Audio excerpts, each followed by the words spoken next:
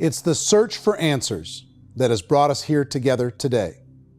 My name is Erick Worre, and for almost 30 years I've been an entrepreneur, struggling at times, but ultimately succeeding.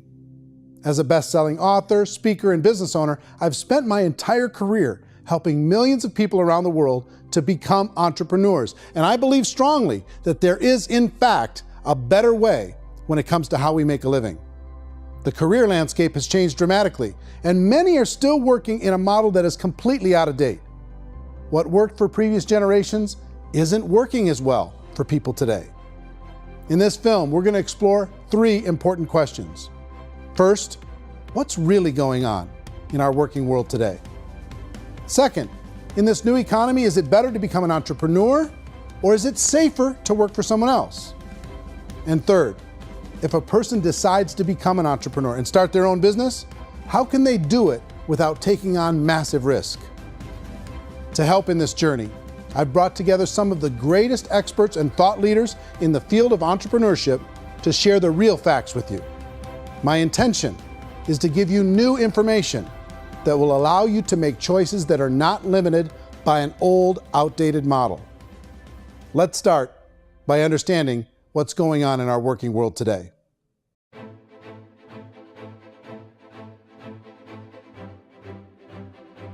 Let's look at unemployment. 30–40% of the people are honestly not working, but would be working.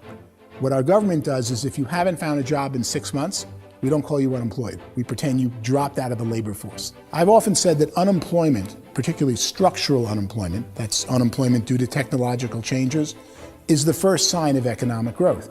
Think of it, 10 people live on an island. They go out every day and fish. One day, new technology shows up. A missionary brings them a net. Now, using the net, one pilots the boat, one throws the net. 2 fishermen can do all the work 10 used to. That's a 500% increase in productivity, 2 doing the work of 10, in one day. You don't have to learn a lot to learn how to throw a net instead of throw a fishing line. The island's got a big problem, 80% unemployment. But the island still has all the wealth of the fish because the 2 people produce as much fish as 10 did. Now, of course, looking back in history, these changes used to take thousands of years. And during that time, we went into farming and transportation. Some of us became doctors and some teachers and lawyers, and we developed all these new professions and new manufacturing jobs. Today, these changes are occurring literally in one day when a new technological advance occurs, and we don't have the social structures to deal with it or to retrain the unemployed people. So one of the things that I think is interesting as I travel across the country and really travel around the world is the way that we work and the way we get paid for work is changing pretty dramatically. On a global basis, everything is being turned upside down because of the rapidly advancing technologies. They are eliminating many jobs, and we have been left with many people not prepared for the jobs that exist. A lot of demand in public companies was to squeeze out all the fat and to get just as much margin as we possibly could, and fat equals humans. So this idea of job security in information age is so obsolete, but it's still taught inside our school system, and that's where the problem starts. There's no financial education in school system, and people are still trained to be employees to work for that paycheck. This is a chart on the middle class. What's happening in the middle class, those that went to school, their incomes have been coming down for years. And parents still say to their kids, go to school, get a job. Now what happens to all those middle class people who are dropping off the ends of the chart? Well, they become what's called working poor. And this is what happens to working poor. But they say poverty is ending. Well, poverty may be ending, but working poverty is going up. And this is food stamp usage. So food stamp usage in America is going through the roof right now, because people cannot earn what they call a living wage. Most people have experienced financial pressures that I think are probably greater than they have been in the past. If you're not working for yourself, then it's going to be a pretty hard road for a lot of people. Today, if you're going to control your future, the 40-40 plan is gone, where you can graduate from college and get a job and work for 40 hours a week for 40 years. That day is gone. So some of these charts actually tell you what's going on. And this is a really interesting one. People are going back to school because if I go back to school, I'll get a nice job. But this is what's happening to, it's called Sallie Mae, which is the student loan guys. Student loan is going through the roof. It's now over $1 trillion, and student loan debt is worse than credit card debt. So when people stopped using credit card, the government got people into or student loan debt. And the problem with student loan debt is you can never be forgiven. See, with credit card debt, you can declare bankruptcy and all's forgiven. But student loan debt, you can declare bankruptcy, you still owe it. It's the worst of all debt. But this is the next picture. Look at this chart here. This is what's happening to wages of college graduates. It's going down. So you go to college, you rack up all this debt, but you earn less money. Now, that's not that intelligent. Average person who's been working a lifetime in America today is ending their lifetime at 65 with about $41,000 in assets. They earned just enough to survive. I think in the United States we have something like 17 trillion in debt. That's just the federal government debt. We got another 2 in municipal and in other, let's call it almost 20 trillion government. We've got 40 trillion in private debt. That comes up to close to 60 trillion. When you then add something we never had before, what you were talking about, when we look at the unfunded portion of Social Security and primarily Medicare, Medicaid, that at the most conservative estimates from outside firms, Kleiner Perkins, 67 trillion and growing. That's more than all our other debt. There's less conservative estimates that say it's 84 trillion or higher. I added up conservatively $127 trillion in total debt. Debt is a financial drug. When you take it to excess, it's like taking a drug. Yeah, it makes you feel better, it enhances your performance, but at a huge cost, eventually it kills you. And so that's what happens. We keep doing more and more debt, and you get less and less results, just like a drug, until the debt gets so high that it crushes the whole system. That's where we're at, 8.2 times GDP. You know who I feel sorry for? I feel sorry for the person who dreads going to work, who is sick to their stomach on Monday morning, who hates their alarm clock, who gets a little glimmer of hope on a Wednesday because it's hump day and says, thank God it's Friday. And they live for those 2 days a week where they get to be themselves and they don't have to be around people they don't like, and they don't have to play the political game in the office, and they don't have to live this half life. The person that works 50 weeks a year just to be able to have the 2 weeks for vacation. And you know what happens to most of them nowadays? They don't have a vacation. They have a staycation. They have time off of work, but they don't get to go where they want to go because they're overextended. They've got all this debt. They got all this situation. They hate their alarm clock. They can't sleep until they're done. They have to spend most of their life in traffic. I feel sorry for that group of people because there's a better way. They just don't know it. I see this really interesting attempt at rugged individuality in a 6x8 rectangle.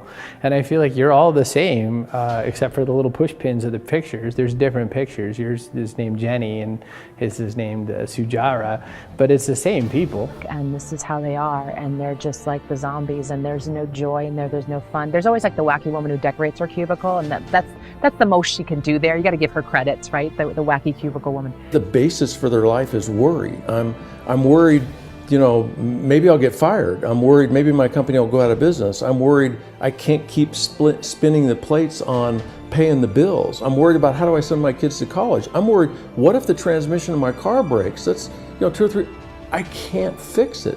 People live in a sea of worry, and it eats at them. Those signs that people held up during the Depression didn't say looking for gainful employment in a cubicle. It said looking for work. Work is what we're looking for. Job is just a unit of measurement. Work is what we're going after. It's time to look in the mirror and say, it's not the economy, it's my economy. It's my little world of where I am. I need to improve. I'm not going to wait for the economy to come back, because frankly, the economy is doing great in this country. So I'm here on Wall Street, the financial center of the universe, the financial capital of the world. This is where most people's money goes to at least be held for a time, right? With interest rates in banks being effectively zero, and many experts are predicting it's going to stay at zero for the next 10, 20, even 30 years, people feel like they don't have any choice but to put their future into equities, to put their future into the hands of other people on this stock market, and hope that the stock market goes up, hope that the stocks that their advisors pick or that they pick goes up. That's one way to go, I guess. It's my personal belief that if you put your future into the hands of yourself, in other words, you have earning power by yourself, I think you're a better investment than these guys. I think controlling your future is a better option than handing over your retirement to these guys. The average household income in the United States is approximately $50,000 a year, what they call the middle class.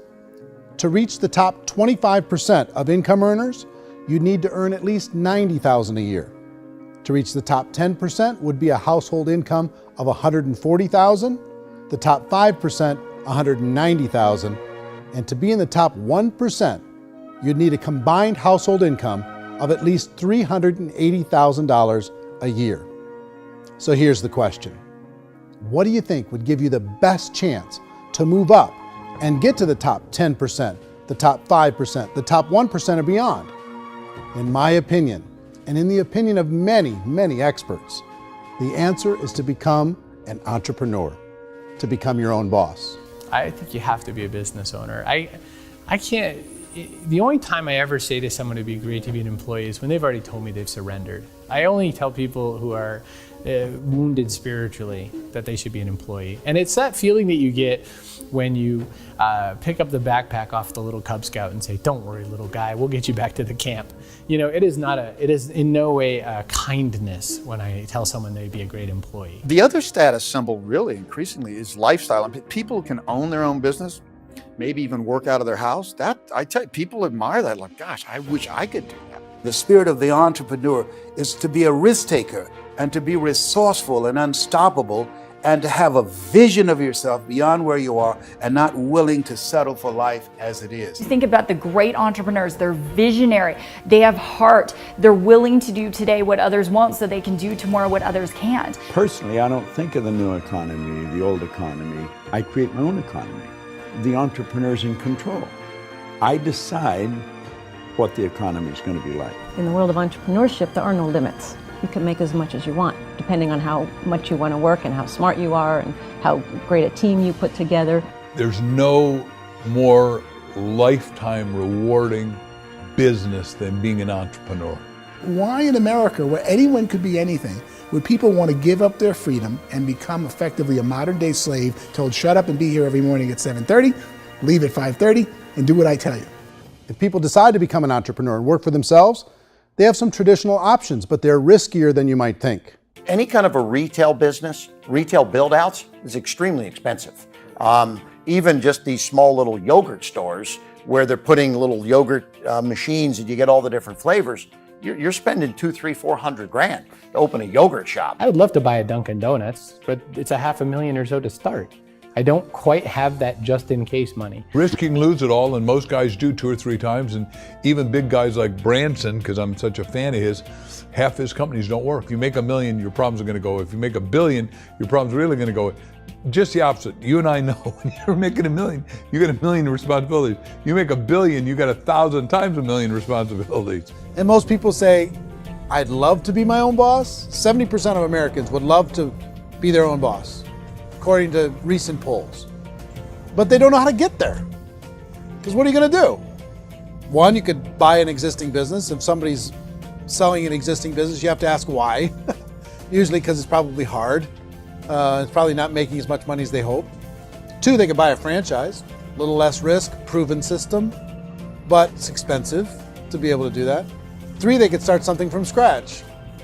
And that's where a lot of people feel like, I don't have the chops to do it. I don't have the money. I don't have the product idea. I don't have the expertise. I don't have whatever it's going to take to be able to get there, and I can't risk my family to do it. So 4th, they could become an investor. A lot of people in this town invest to try and figure out a way, but you got to be pretty smart with that game too, right? Venture capitalists, who are the very best and most sophisticated in investing in new breakthrough businesses, make it on 1 out of 11. That means 10 out of 11 are mediocre or fail. Most of them fail. That's the risk there. An angel investor is lucky to get 1 out of 15 or 20. A business is a team sport.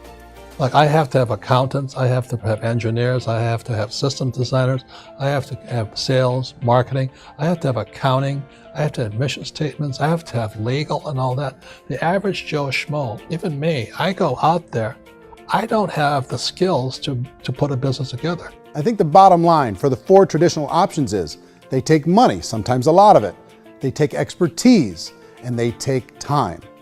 All of that adds up to just too much risk for most people. I bought a business from somebody else and it was a lot of work. And you start wondering, what did I just buy? Because I guess ultimately I own your email list and I just overpaid for it. People that start their own business, they spend a lot of money, they spend a lot of time, a lot of effort to get things started. And the more you invest on the upfront, the harder you typically work at it. I can tell you what the success rate is of a restaurant. What is it? They're crazy enough. About 90% of them fail. About 90%, in how quickly? Year less. Wow. And if we're talking non-franchise, we're talking franchise, Sure. That's totally different. Yeah. But our students aren't getting franchise restaurants. You got to invest the big money. Exactly. And with someone like McDonald's, you've had to work with the company for a long period of time, really know the To even have a business. chance at investing a Even million. have a chance, and it's a slim chance. What if there was a way that you had all the proven aspects, the comfort aspects, and you could still control your own life? What if there was both? In other words, you didn't have to create everything from scratch. You didn't have to be a super leader. All you had to do, what if there was a proven product already? You didn't have to create the product. And there's a proven system already, proven training already. Everything except an employer. That was the only thing that you didn't have. Do you think more people would be open to working for themselves in that environment?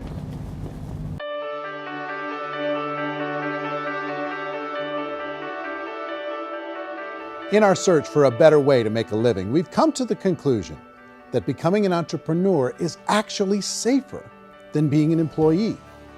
And through our look at the entrepreneurial options, one particular path kept coming up from expert after expert. And I think most people will find it surprising because it's certainly a non-traditional business model. That model is for people to start their own business and become an entrepreneur through the creation of a network marketing business. Some people call it direct selling because the product is being sold directly from the manufacturer to the end consumer, cutting out the middlemen. Other people call it multi-level marketing, or MLM, because there are multiple levels of commissions paid. The most common term today is network marketing, because network marketing best describes using a large group of independent distributors, independent entrepreneurs, to move a product or service more efficiently. So my friend here, Donald Trump, and I, we always write about the network marketing industry. And the reason we support the network marketing industry is because it really is a business school for entrepreneurs. Because most people come out of school looking for a paycheck. Oh, that's terrible. I would go into network marketing like that.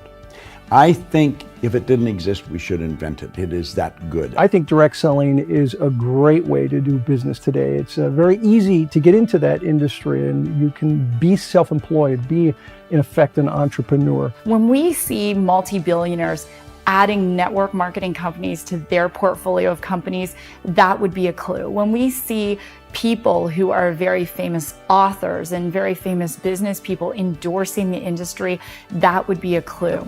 These network marketing companies aren't $50 million companies, they're billions and billions of dollars. They lead the stock market, they're major companies. When we're going to get it?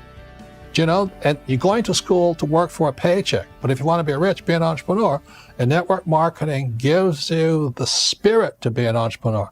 A traditional company will spend up to 50% of their total revenue on marketing. Network marketing companies use a different approach. Instead of having all that extensive marketing expense, they utilize a network of independent distributors to do the marketing for them. Now, why do they do this? First, because word-of-mouth advertising is so much more effective today than traditional media advertising. Second, some products need to be explained or demonstrated and an independent salesperson can do that more effectively than an ad campaign. Third, it's completely efficient. The company only pays for the marketing of their product if a sale happens and not before. Imagine if Amazon allowed you to become an independent distributor and paid out 40% of its revenue to that distributor group. All you had to do as a distributor was recommend a product, and if a person bought it on Amazon, Amazon would take care of all the logistics and you'd get paid for bringing the customer. Now imagine you got paid for every purchase that customer made for the rest of their lives. Well, Amazon doesn't offer this option, but network marketing companies do. 85% of all buying decisions in our society are made as a result of word of mouth or reputation. We're recommending things to each other all the time. You know, who's your dentist? Who's your doctor? Who's your lawyer? What detergent, are you using? What legal system are you using? What product are you using? We're talking to each other about the things that we love anyway. When you go into a big box retailer, you're lucky if the clerk looks you in the eye, much less gives you any detailed or accurate information about what you're purchasing. So of course, this personal information, this education coming from a friend, a neighbor, a relative, or even a stranger, but one who has experience with the product is extraordinarily valuable. As a matter of fact, network marketing can educate consumers probably better than any other form of marketing. It certainly can do better than advertising, because advertising usually has a certain hype to it and you can only get limited information. So, network marketing trumps advertising. If you were a typical sales company and you wanted to sell $1 million a month worth of product, you might go find 100 superstar salespeople. The quota would be $10,000 a month. So network marketing as a distribution system just flips the numbers. So we use 10,000 happy, raving fans of a particular product, and we don't concern ourselves so much with how much product each one of them individually sells. If they sell just $100 or $200 a month, and there's 10,000 of them, you're selling $1 million to $2 million a month worth of product. And that's the best way I can explain how network marketing works. This is the marketing arm of the company. There's not money being wasted on bricks and mortar. There's not money being wasted on inventory that's sitting stagnant somewhere. There's not of employees standing around that don't have customers. These are people that are going to connect with customers. These companies allow people to become independent distributors for extremely low cost and with no minimum time or sales quota. Essentially, they own their own business and can provide as much or as little sales as they choose.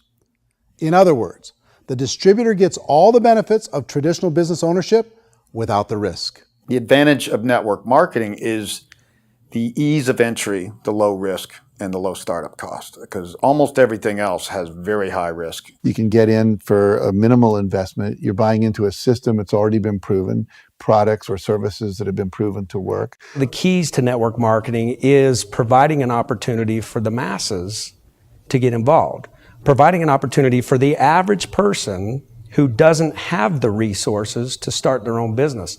All of this so far is fairly straightforward, but network marketing offers another benefit, and it's this benefit that makes it so interesting for entrepreneurs. Network marketing allows a distributor to build their own network of other distributors and then compensates them on the sales created by that entire group. Direct selling is, at its base, very simple. It's the sale of a product or service to an individual on a face-to-face, one-on-one basis, just the way we're talking right now.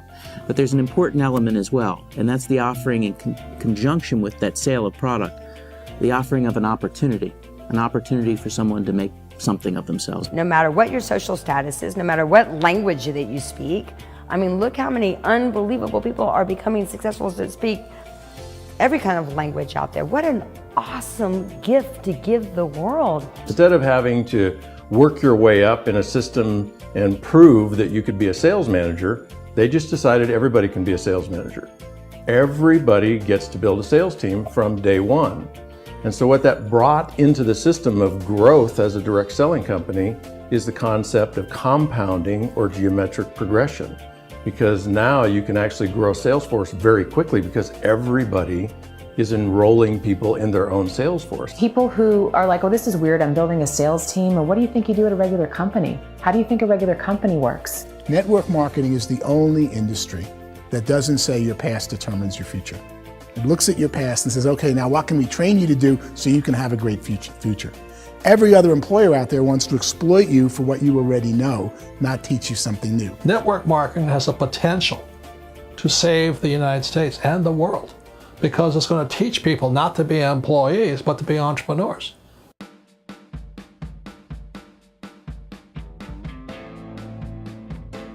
According to the Direct Selling Association, if you add up all the network marketing companies around the world, they combine to do over $178 billion a year in retail sales. To give you an idea of how big that really is, the NFL, the National Football League, does approximately $9 billion a year. The music industry does a little more than $16 billion a year, and the movie industry does about $80 billion a year. Using a conservative average, network marketing companies pay their distributors about 40% of that $178 billion in the form of commissions, which adds up to more than $71 billion a year. That's almost $6 billion a month. It's almost $200 million in commissions every single day. So it's certainly working, and people are making serious money in network marketing. With the growth of the direct selling industry over the last 10, 15, 20 years, we've seen a broader understanding of the channel. We have seen more and more people getting involved in the business. So our penetration in the marketplace has increased, and thus the understanding in the marketplace of who we are has increased. And we've seen non-direct selling companies look at the direct selling model and say, something's going on there. People are making money. Companies are being profitable, individuals are being motivated, product is being delivered to market. Maybe we should explore this. Some people think only the people at the top make money. Well, let's take a look at that as well. In the network marketing profession, there are roughly 500 people in the world who earn over $1 million a year. If you round that number up to $2 million a year, that adds up to about $1 billion a year. That takes the $71 billion paid out each year down to $70 billion. So where does the rest of the money go? The vast majority goes to part-time people making anywhere from a few $100s a month to many thousands of dollars a month. It goes to people who choose to make it a full-time career move and earning even more than that. Every day, people are using the money they earn through network marketing to pay off debt, have more fun, and improve the quality of their lives. Everyone I know in network marketing has been doing that since the 50s. They go to work when they want to go to work. They stop working when they want to take time with their children to have a leisurely breakfast and discuss issues and drive them to school. They go back to work when they get home, wherever they're working out of. The biggest thing that I've seen is people that have become much happier in their life. MLM has probably made more millionaires of more people in more countries, and I've spoken to them in 67 countries than any other single form of business, starting from nothing. If they have a choice between working a job for the next 10 years or working a network marketing business for the next 10 years, the result of working the network marketing business will be better.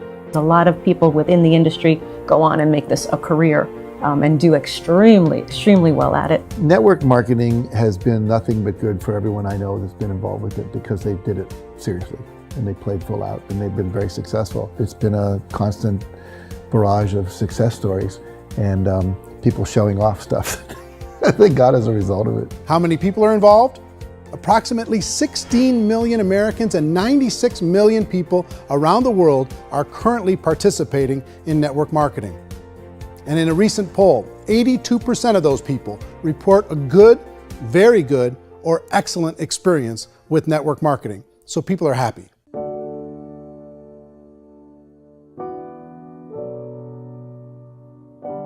So I've taken a look at the network marketing profession and really tried to understand why so many people are confused as to the validity of this as a business.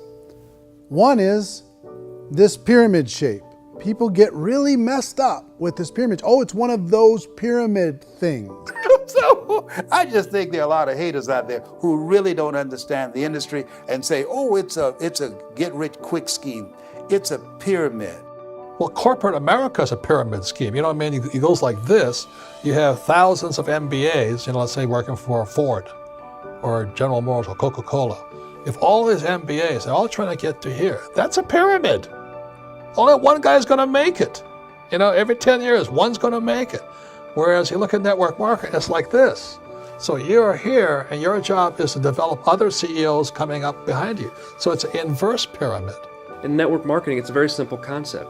If you sell product, you get paid. It is paid based on production. There is no first mover's advantage. There is no investment component where the more somebody spends, the more they're entitled to make. So the two are polar opposites of each other. Doesn't matter what shape the company is or the compensation plan is shaped, whether it's a circle or a pyramid or a triangle or a trapezoid, it doesn't matter. If compensation is coming primarily from recruitment, then you've got a problem. On the other hand, if an operation is basing their compensation to participants on the basis of sales, even when those sales are generated by people you've recruited, well, then you're a perfectly legitimate enterprise. That's the legal test, it's the practical test. Another issue that's been true in the past that is no longer true now is people used to be in network marketing loaded up with products that they couldn't sell, and they ended up a loser. They ended up with a bunch of product in their garage, they ended up with a bunch of products sitting in their kitchen shelves or whatever, and they thought they could sell it, and then they weren't willing to or able to sell it, and they ended up with a bunch of stuff, and they were bitter about it. There was this thing called front loading where you had to buy, like, well, if you bought $25,000 worth of product, you got better commissions and all this. Today, it's almost all done by computer. It's direct mail, comes from a warehouse somewhere else. You don't have to have all this inventory. You don't have to stock up. It's a paperless world now. Most of it's done online. You have a back office. It really works. And I mean, the technology has changed everything. Third issue is people start talking about 99% of people in network marketing don't make any money. Well, we've talked about that over the course of this journey together. Almost $200 million a day is being paid out to network marketing distributors around the world. The naysayers, the people who say that it doesn't work, are usually the ones who just don't know how to make it work for themselves. And so they're giving you an opinion, and I tell people, don't confuse people's opinions with expertise, because opinions are free. And don't confuse sincerity with the truth, because people can be sincerely wrong. But here's the reality inside of network marketing.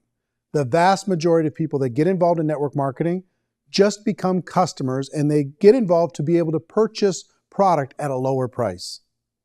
If you take Costco as an example, if a person goes into Costco and gets a membership to Costco so they can get a lower price on the product, we don't call that person a loser because they have a bunch of product that they walked out with a smile on their face. Yet when some people want to take a look at network marketing, they say, well, those people, they're just using the product and they aren't earning an income, so they must be a loser. They're not a loser, they're a happy customer. That's the vast majority of people that are involved in network marketing. Now, a smaller percentage of those people decide to go build a business. They earn $300 a month, $500 a month, $1,000, $2,000. That's the bulk of earnings in network marketing. And then there's the few that really decide to take it serious, really decide to build a large network, really work to make that network very, very productive.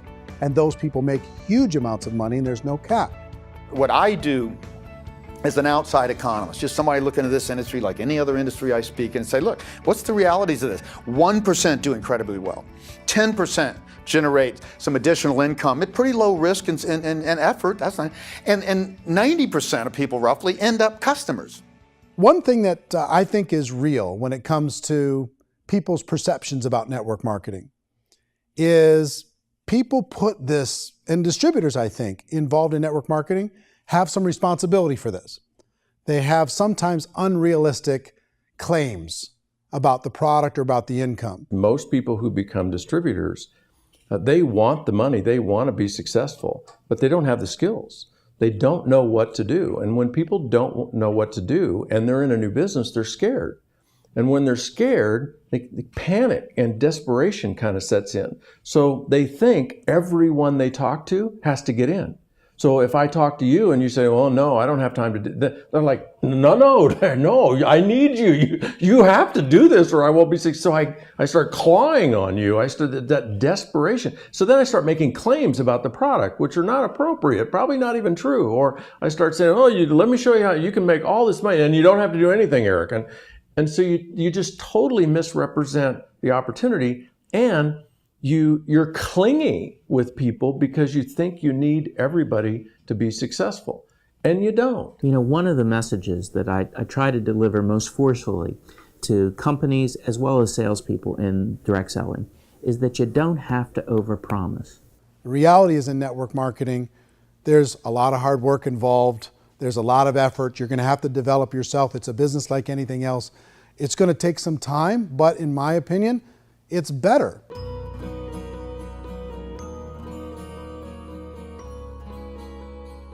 It's light years better for people starting today than it was even 5 years ago. I think it's more widely accepted now, and people understand it is a business. It is being an entrepreneur. It is being a business owner. Our belief system is based upon our evaluation of something, and frequently if we reevaluate a situation, our belief about that situation will change. The industry has changed and it's grown up. It's totally transformed. You've got young people today that have grown up with social media, and they understand networks. They understand how people are connected through technology, and they understand how money flows through those networks.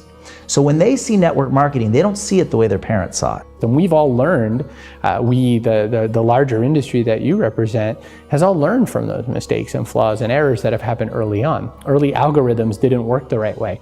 That's all fixed. It's like when they design a computer program, they design the program, then they run it, and then they go back through and they debug it. The MLM industry has been debugged. This is the day of being virtual, being able to run a business from your mobile phone. I mean, it's incredible. Companies are getting smarter. They're implementing more consumer protections. They're implementing more compliance training.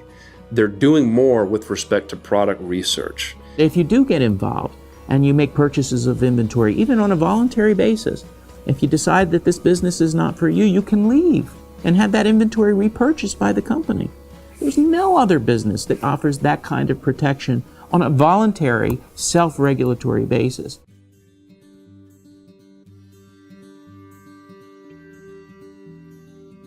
If you decide to look further into a network marketing business in order to generate more cash flow for your family, I would recommend reviewing the following 4 elements. First is the product or service. And on the product or service, I would ask 5 important questions. 1, do you like it? Is it something you would feel comfortable sharing with others? 2, is there a recognized need in the marketplace? It's hard to create a need if one isn't naturally there. 3rd, does the product meet that need? Does it solve a legitimate problem for consumers? And 4th, is it priced to sell? Can it compete in the marketplace? And 5th, is it priced for profit? Is there enough margin for the company and the distributor to be able to generate income for the long term? If you can answer the questions on the product to your satisfaction, the next element to consider is the company itself. Is it well run? Do you believe in the founders or the management team? Do you feel they have what it takes to go all the way? See, it doesn't matter how good the product is if the management can't take care of the company. Good management can change with the times. They can handle adversity. They can make good decisions. Make sure you choose a company that can serve you for a long time. The 3rd element to consider is the compensation plan. And with that, there are 3 important things to look at. First, a brand new person needs to be able to generate some money fairly quickly. It may be an obvious reason, but you can probably imagine the ripple effect of a distributor getting involved and having even a small victory fast. That can only help with the overall success of the organization. Second, a person should be able to develop a moderate part-time income in a reasonable period of time. As they develop their network and as their sales grow, they should be able to enjoy more benefits. And third, for the people who are really serious, for those who decide to really go pro in the network marketing profession, there should be the possibility to make a serious full-time income if they work hard and are committed to developing their skills. If you're comfortable with the product, the company, and the compensation plan, the last thing you should look at is the support that will be made available to you. Does the company have a website? Does it have a solid online reporting tool? Do they have comprehensive training available? Do they host events to help you build your business? If you decide to do this, what kind of a support system can you plug into? Choosing a network marketing company is a personal decision. But evaluating the 4 elements of product, company, compensation plan, and support is a great place to start. Is the company promising that you're going to get rich quick or that you can make a lot of money without a lot of effort? That's a red flag. Is there a product that you really believe in that you think can be sold? Or are you being told by salespeople or the person who's trying to recruit you or by the company itself that don't worry about the product, all you have to do is recruit other people into the business? Red flag, warning sign. If you're hearing that, take a second or even a third look. Get to know the customers, the products, the business, have some success, and see where the opportunities might take you to move up in the organization. You want to find out, how concerned are they about my education, my training, and my development? Is there a space for me to grow? Most important question. Learn everything that you can about the product. Make sure it's something that you believe in, and learn everything you can about the industry and work that system. You have to be very passionate about whatever that company is doing. I would get involved. You can always test drive anything, you know, the product, the service, the community, and then lean into it a bit. If it feels good, then lean into it a lot. Behind me is the Lincoln Memorial. And this is a place where Martin Luther King Jr. had his famous "I Have a Dream" speech. And at that speech, he talked about his dream for equality for everyone around the world, and that's a noble dream.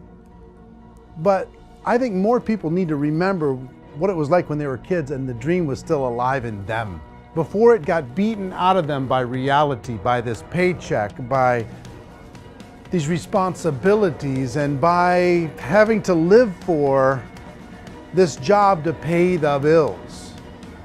I think people need to remember that, go back to that.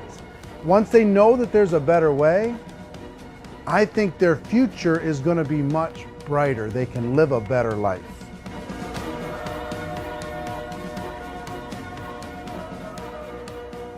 So if you're considering getting involved in a network marketing company, let me offer you just a few pieces of advice.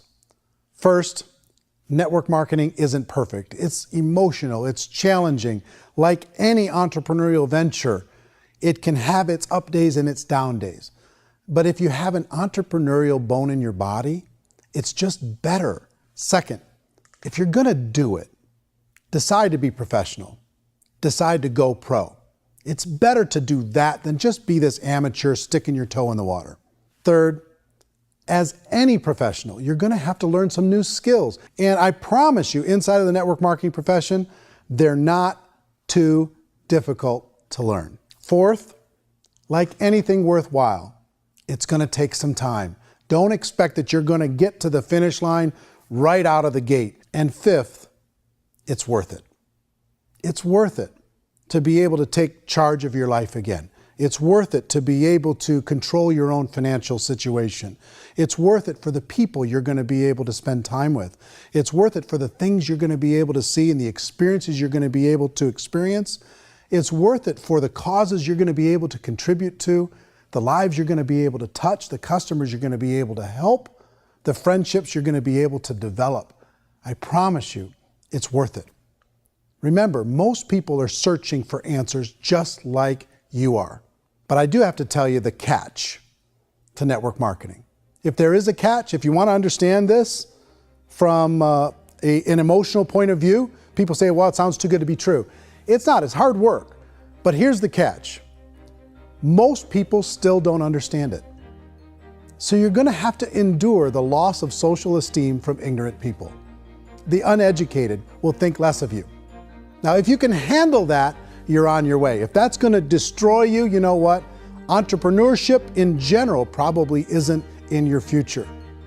If you can face that catch, you can become unstoppable. I want everyone to really contemplate this if they're not in network marketing.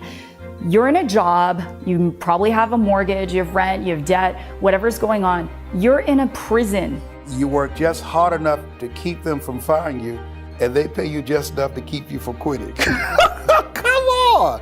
I've been there, done that, and bought that t-shirt. In network marketing, if you run into failure, it's really just a homework lesson for yourself. There's no one to blame. You really have no excuse not to be successful. You just don't. People don't want to hear that, but there's so much available to you. If you want to be a good network marketer, be a student to the people above you, be a fellow traveler to the people on the same level, and be a teacher to those below, and know when it's appropriate to do which. People who are not afraid of asking people to buy things or not afraid of persuading people with the chance they may say no. These people own the future. Nothing happens until something moves. So you got to go move, you got to go do something, or nothing's going to change in your life. In the beginning, you're going to do a lot of things that you don't get paid for. But as you go down the road, you get paid for a lot of things that you don't do. And your job is rehabilitate the spirit, the entrepreneur spirit in all of us. You get it back. Either give it a strong yes or a strong no, but no wishy-washy, dilly-dally stuff in the middle. There's dreams and there are nightmares, but I believe that the biggest nightmare of all is when you don't pursue your dream. You're going to see some monumental growth in this profession. It's an exciting, exciting time to be involved with the network marketing profession. The next 10 years, I see just exponential growth. When that tipping point comes, it's not a matter of asking somebody, have you ever heard about network marketing? You're really asking them, which company are you building your wealth in? We are here to fix the world, to improve relationships with other people, to improve other lives. And the real reward comes as an entrepreneur in any level from teaching somebody something and watching them soar. There is no greater reward.